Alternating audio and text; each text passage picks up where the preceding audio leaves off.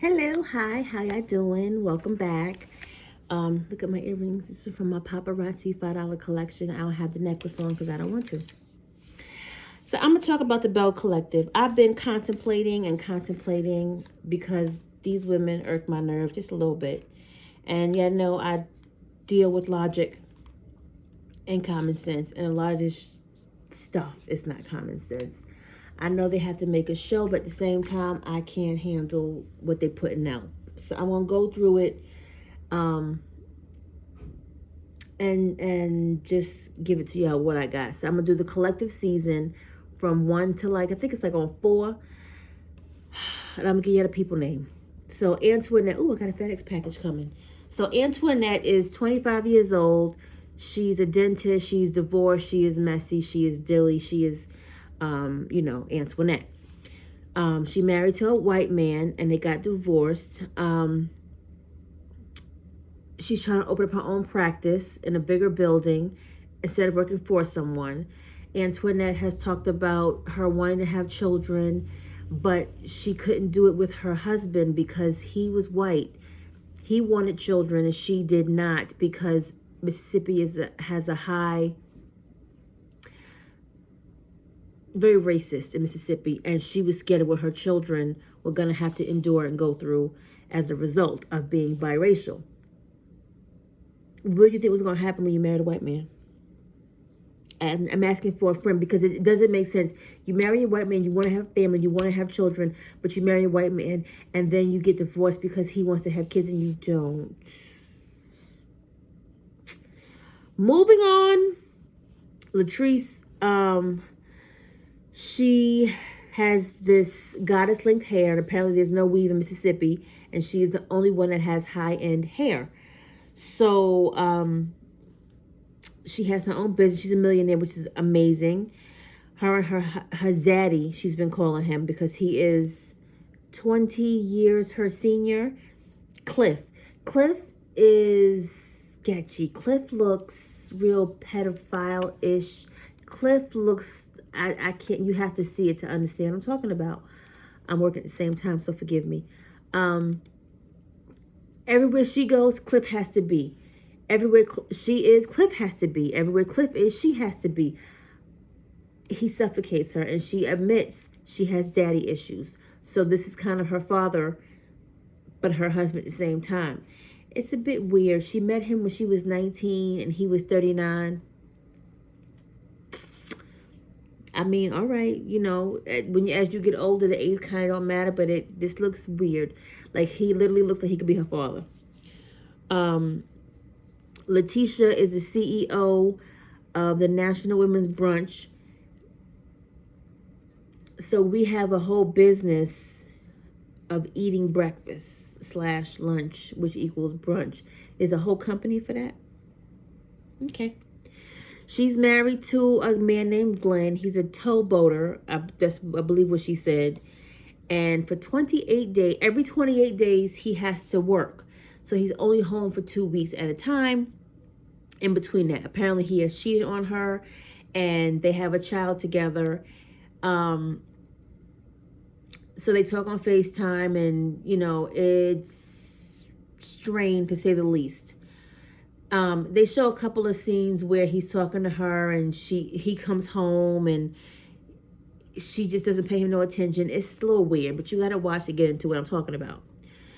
Her goal for this show, because she has to have a storyline other than these damn brunches, is opening up Farron Street, I believe it's called. Their accents are very heavy, so forgive me if I mispronounce the name.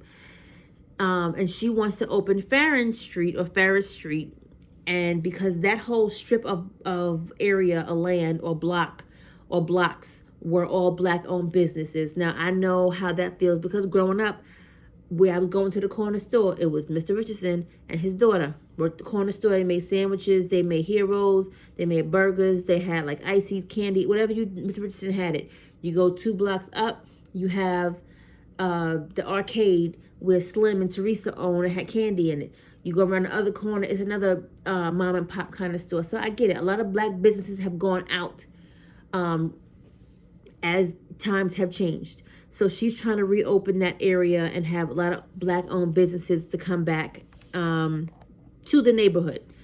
So that's the goal of her brunch, to let all these ladies know this is what I want to do and try to bring your business to this area, or know someone who may have an interest in doing so, because it's really run down and it's like almost abandoned-ish.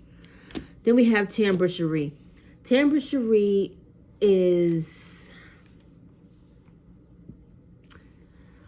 she's a radio personality.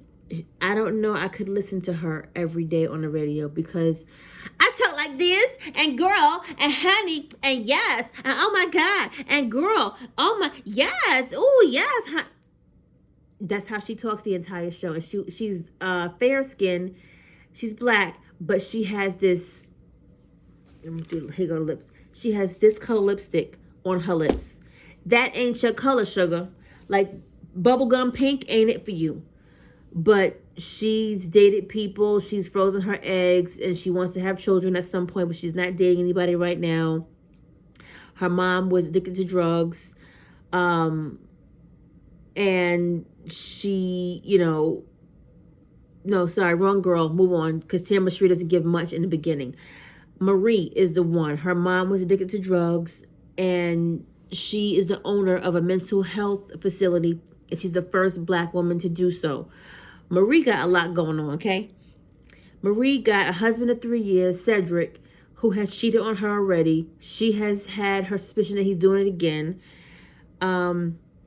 Marie has a 21-year-old, and he got 3 kids, 2 boys and a little girl.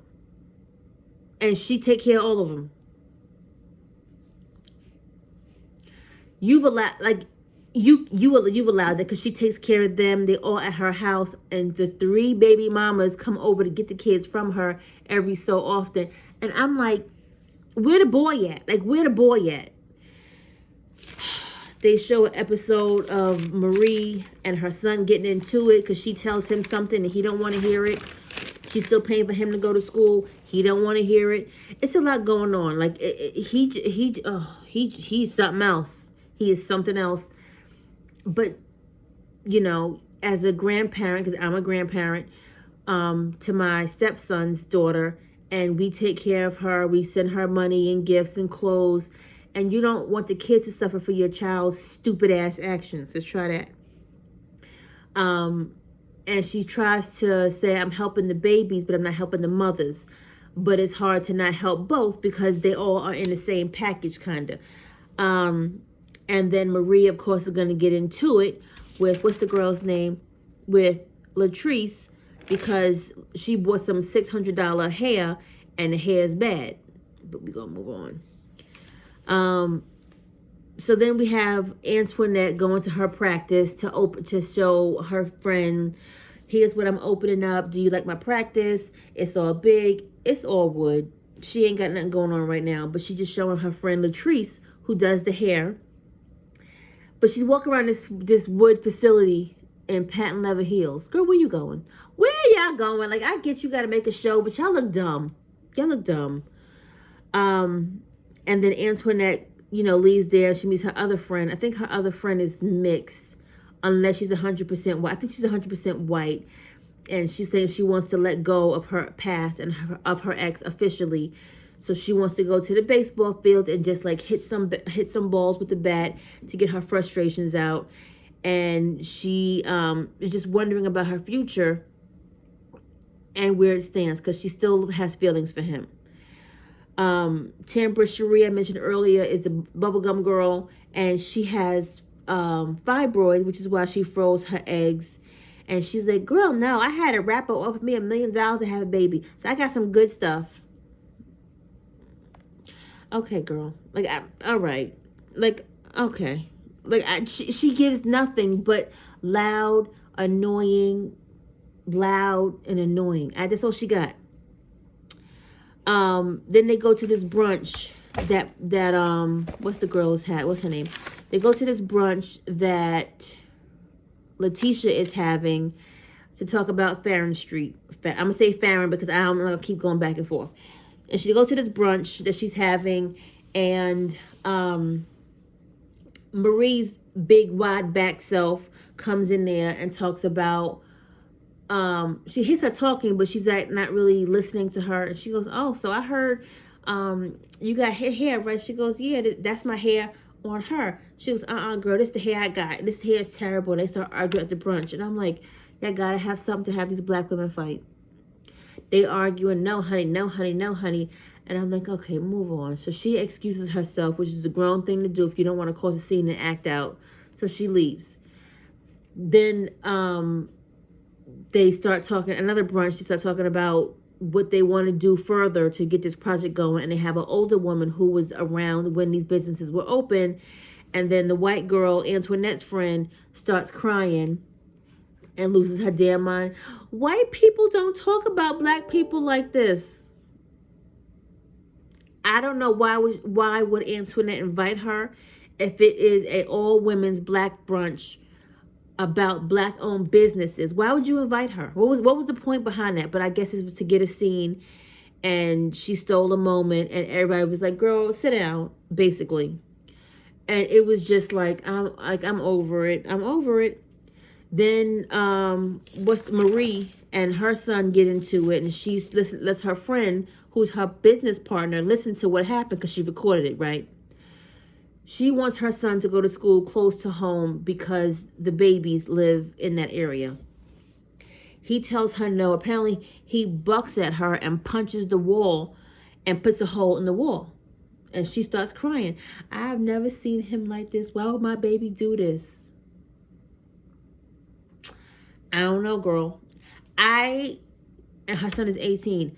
I can't imagine my son, who is 18, like trying to, like, you coming at me, you gonna hit me. I don't know, because I'd have whooped your ass. And again, if you're gonna come at me like I'm someone in the street, then we're gonna fight like we're someone in the street. I don't care how old I am. You can't, as a child that has come out of my body, attempt to fight me. I don't, like, at what point does that change and you see, because you want your kids to respect you, right? Like, I got nothing. Then they want to go sit down and talk to the boy. The boy apologized because, of course, he lived with Marie. And his stepfather, Cedric, is just looking. But then she brought her friend who's her CEO and business partner, to this meeting with the family. Why? Mind your business. Let this family business take care of the family business. Because what she got to say about it? Nothing. He gonna listen to her? No. Is that his godmother? No. This show don't give too much, but yeah, I got nothing for y'all. But I'll see how much further I can go with this before I say I'm done. Belle Collective. The most exciting part for me is Latrice with this old ass man, who she clearly says she has daddy issues with, and who has to be up underneath her left bosoms at all times. Like, just get into it for that, if not anything else.